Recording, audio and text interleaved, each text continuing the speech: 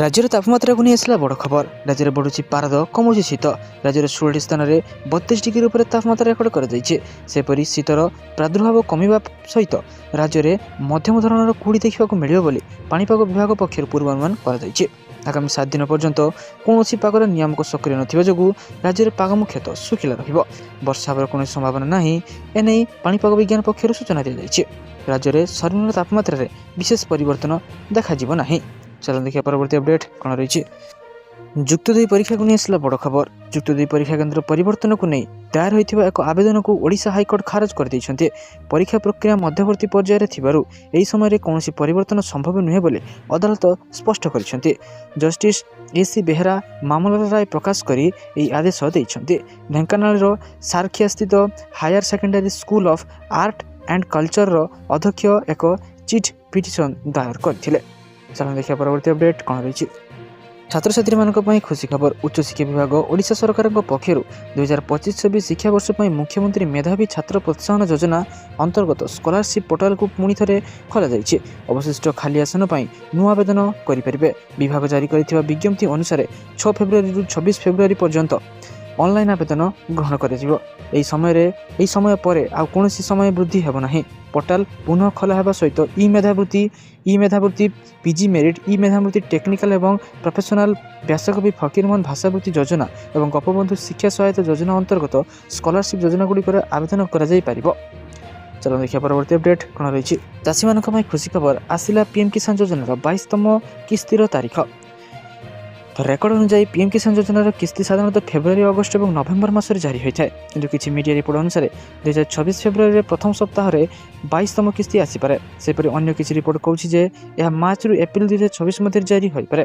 यह होली पूर्व किस्ती आसबार संभावना रही, किंतु सरकार पक्ष एपर्यंत कौन आनुष्ठानिक घोषणा कर जदि कौन कृषक पीएम किसान किस्ती पाई ना तेबे ताहार किसी प्रमुख कारण होपे, जेपरिक ईकेवाईसी असंपूर्ण, आधार बैंक लिंक रे समस्या, जमी रेकर्ड रे भूल तथ्य इत्यादि।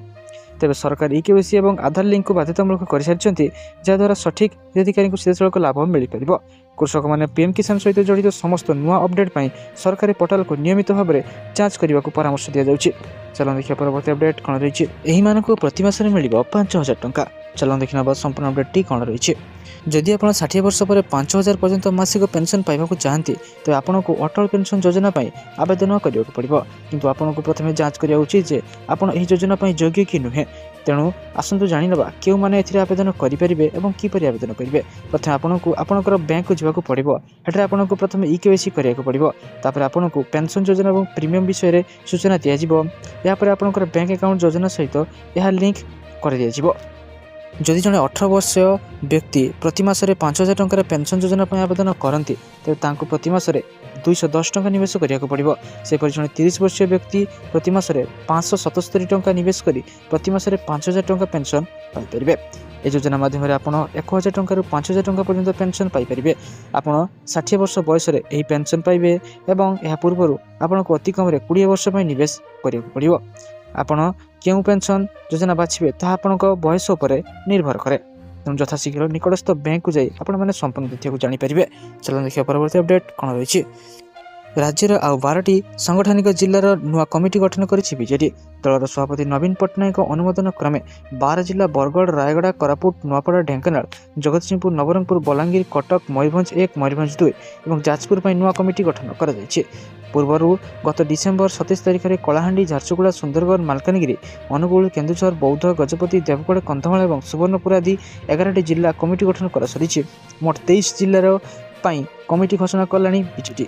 चलो देखिए परवर्ती अपडेट कौन रही। स्कूल रे शिक्षादान क्षेत्र में आरंभ हो नूतन जुग। सरकारी विद्यालय में आरंभ हो प्ले स्कूल। बुधवार दिन प्रधानमंत्री नरेंद्र मोदी अध्यक्षतार बसी केंद्र कैबिनेट रे स्कूल शिक्षा क्षेत्र में यह ऐतिहासिक निष्पत्ति ग्रहण कर देश में समस्त शिक्षा 2 योजना को मोदी कैबिनेट मंजूरी मिली। 2,90,000 कोटी टंकार समग्र शिक्षा 2 योजना प्रथम थर पर देश में 3 वर्ष शिशु प्ले स्कूल परिकल्पना कर सहित सरकारी विद्यालय में प्री प्राइमरी व्यवस्था आरंभ कर। चलो देखिए परवर्ती अपडेट।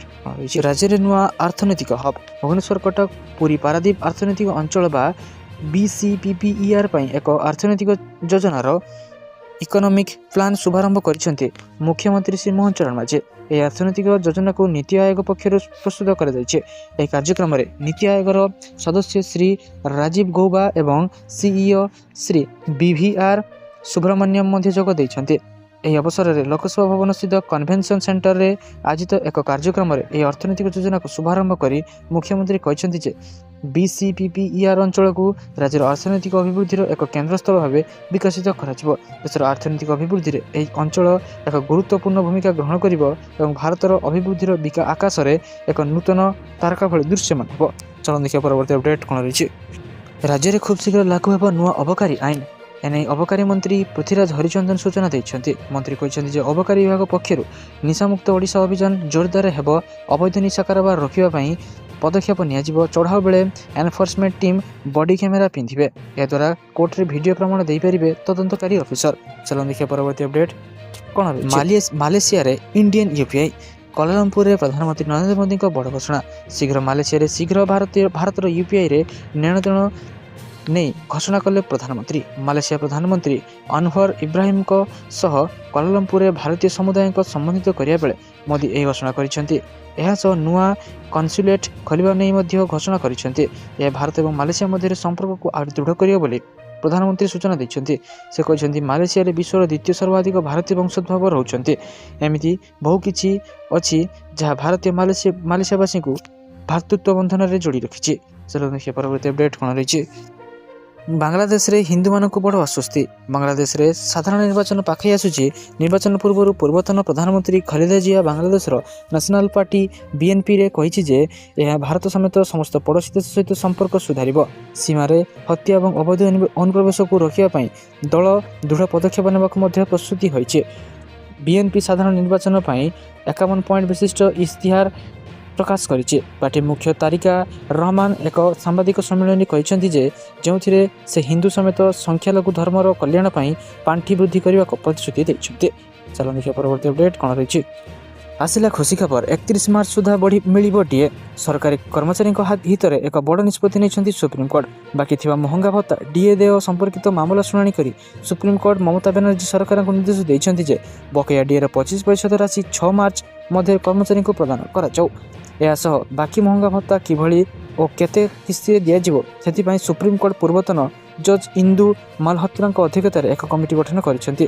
ସୁପ୍ରିମକୋର୍ଟର ଏହି ରାୟ ରାଜ୍ୟର ଲକ୍ଷାଧିକ କର୍ମଚାରୀଙ୍କ ପାଇଁ ଏକ ବଡ଼ ଆଶ୍ୱସ୍ତି ହେବ ବୋଲି ସୂଚନା ଦିଆଯାଇଛି। ଚାଲନ୍ତୁ ଦେଖିବା ପରବର୍ତ୍ତୀ ଅପଡେଟ୍ କ'ଣ ରହିଛି। ମୁଖ୍ୟମନ୍ତ୍ରୀ ଶିକ୍ଷା ପୁରସ୍କାର ଆବେଦନ ତାରିଖ ବୃଦ୍ଧି। ମୁଖ୍ୟମନ୍ତ୍ରୀ ଶିକ୍ଷା ପୁରସ୍କାର ପାଇଁ ଆବେଦନ ସମୟସୀମା ବୃଦ୍ଧି କରାଯାଇଛି। ପୂର୍ବରୁ ଏହାକୁ ଫେବୃଆରୀ 5 ତାରିଖ ଯାଏଁ ବଢ଼ାଯାଇଥିଲା ବେଳେ ଏବେ ଆସନ୍ତା 18 ତାରିଖ ପର୍ଯ୍ୟନ୍ତ ପୁନଃବୃଦ୍ଧି କରାଯାଇଛି। ଏଥିପାଇଁ www.msp.odisha.gov.in ରେ ଆବେଦନ କରିପାରିବେ ବୋଲି ବିଦ୍ୟାଳୟ ଏବଂ ଗଣଶିକ୍ଷା ବିଭାଗ ପକ୍ଷରୁ ସୂଚନା ଜାରି କରାଯାଇଛି। ଚାଲନ୍ତୁ ଦେଖିବା ପରବର୍ତ୍ତୀ ଅପଡେଟ୍ କ'ଣ ରହିଛି। ସରକାରଙ୍କ ତରଫରୁ ଆସିଲା ନୂଆ ଯୋଜନା। ବର୍ଷକୁ ମିଳିବ 36,000 ଟଙ୍କା। ମାତ୍ର 55 ଟଙ୍କା ଦେଇ ଆପଣମାନେ ପାଇପାରିବେ ପ୍ରତି ମାସକୁ 3,000 ଟଙ୍କା। ଆପଣଙ୍କ ରୋଜଗାରର 15,000 ଟଙ୍କାରୁ କମ୍ ଥିଲେ ଚିନ୍ତା କରନ୍ତୁ ନାହିଁ। ଆପଣମାନଙ୍କ ପାଇଁ ଆସିଲା ଖୁସି ଖବର। ଏହି ଯୋଜନାରେ ଆପଣ ପ୍ରତ୍ୟେକ ମାସରେ 3,000 ଟଙ୍କା ଏବଂ ବର୍ଷକୁ ପାଖାପାଖି 36,000 ଟଙ୍କା ପାଇପାରିବେ। ତେବେ ଏହି ଯୋଜନାରେ 18 ବର୍ଷରୁ 60 ବର୍ଷ ପର୍ଯ୍ୟନ୍ତ ଲୋକ ସାମିଲ ହୋଇପାରିବେ। ତେବେ ଏହି ସ୍କିମ୍ର ନାମ ହେଉଛି PM ଶ୍ରମଯୋଗୀ ମନ୍ଧନ ଯୋଜନା। ମାତ୍ର 55 ଟଙ୍କା ଦେଇ 3,000 ଟଙ୍କା ପର୍ଯ୍ୟନ୍ତ ଲାଭ ପାଇପାରିବେ। ବଞ୍ଚିଥିବା ପର୍ଯ୍ୟନ୍ତ ମିଳିବ ଏହି ପେନ୍ସନ୍। ବର୍ଷକୁ ମିଳିବ 36,000 ଟଙ୍କା। ତେବେ କେଉଁମାନେ ସାମିଲ ହେବେ ଏହି ଯୋଜନାରେ? ଆପଣଙ୍କ ବୟସ ଅନୁସାରେ ଟଙ୍କା ଡିପୋଜିଟ୍ କରିବେ ଏବଂ ପେନ୍ସନ୍ ପାଇପାରିବେ। ଯଦି ଆପଣ ଯୋଜନାରେ 18 ବର୍ଷ ବୟସରେ ହୋଇଥାନ୍ତି ତେବେ ଆପଣଙ୍କୁ କେବଳ 55 ଟଙ୍କା ଦେବାକୁ ପଡ଼ିବ। 40 ବର୍ଷ ବୟସକୁ 200 ଟଙ୍କା ଦେବାକୁ ପଡ଼ିବ।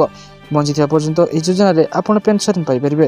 ସବୁଠାରୁ ଗୁରୁତ୍ୱପୂର୍ଣ୍ଣ କଥା ହେଲା ଯେ ଯେଉଁମାନଙ୍କର ଆୟର 15,000 ଟଙ୍କାରୁ କମ୍ ସେମାନେ ହିଁ ଏହି ଆକାଉଣ୍ଟ ଖୋଲିପାରିବେ। ଏହା ସହ ଯଦି ଆପଣଙ୍କର EPF କିମ୍ବା NPS ଖାତା ଅଛି ତେବେ ଆପଣ ଏହି ଖାତା ଖୋଲିପାରିବେ ନାହିଁ।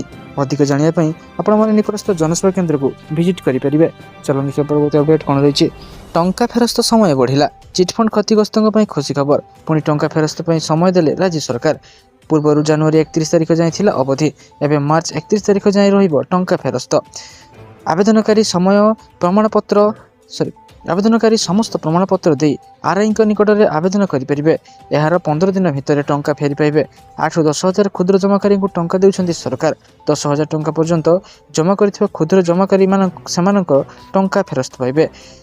ଗୋଲ୍ଡେନ୍ ଲ୍ୟାଣ୍ଡ ଡେଭଲପର୍ସ କମ୍ପାନୀ ସମୂହର ପ୍ରଥମ ପର୍ଯ୍ୟାୟରେ ଫେରସ୍ତ ପାଇନଥିବା କ୍ଷୁଦ୍ର ଜମାକାରୀ ଟଙ୍କା ପାଇପାରିବେ। ନିଜ ଜିଲ୍ଲାର ସରକାରୀ ୱେବସାଇଟ୍ରେ ଫେରସ୍ତ ପାଇନଥିବା ଜମାକାରୀଙ୍କ ସମ୍ପୂର୍ଣ୍ଣ ତାଲିକା ରହିଛି। ଚାଲନ୍ତୁ ଦେଖିବା ପରବର୍ତ୍ତୀ ଅପଡେଟ୍ କ'ଣ ରହିଛି।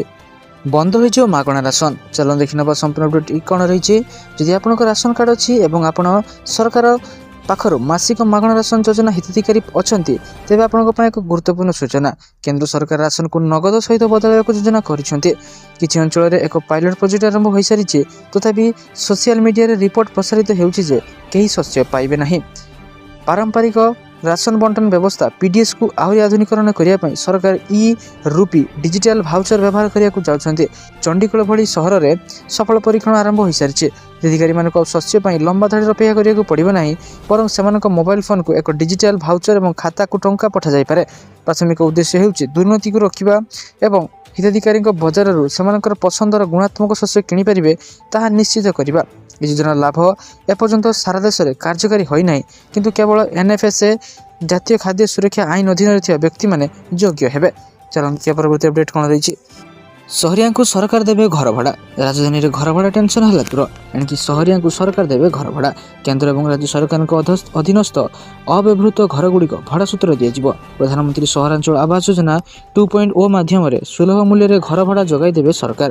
ସହରାଞ୍ଚଳରେ ଖାଲି ପଡ଼ିଥିବା କେନ୍ଦ୍ର ଏବଂ ରାଜ୍ୟ ସରକାରଙ୍କ ଘର ଏବଂ ଭବନକୁ ଘର ଭଡ଼ା ଭାବେ ପରିବର୍ତ୍ତନ କରାଯିବ। ହାଉସିଂ ଏବଂ ଅର୍ବାନ୍ ଡେଭଲପମେଣ୍ଟ ବିଭାଗର ଅତିରିକ୍ତ ମୁଖ୍ୟ ସଚିବ ଉଷା ପାଢ଼ୀ ସମସ୍ତ ବିଭାଗକୁ ଏହି ଖାଲି ଭବନ ସୂଚନା ଦେବାକୁ ନିର୍ଦ୍ଦେଶ ଦେଇଛନ୍ତି। ସହରକୁ କାମ କରିବା ପାଇଁ ଆସୁଥିବା ଶ୍ରମିକ ଏବଂ କର୍ମଜୀବୀ ମହିଳା ଏବଂ ଗରିବ ପରିବାରର ଲୋକ ଲାଭବାନ ହୋଇପାରିବେ। ଚାଲନ୍ତୁ ଦେଖିବା ପରବର୍ତ୍ତୀ ଅପଡେଟ୍ କ'ଣ ରହିଛି।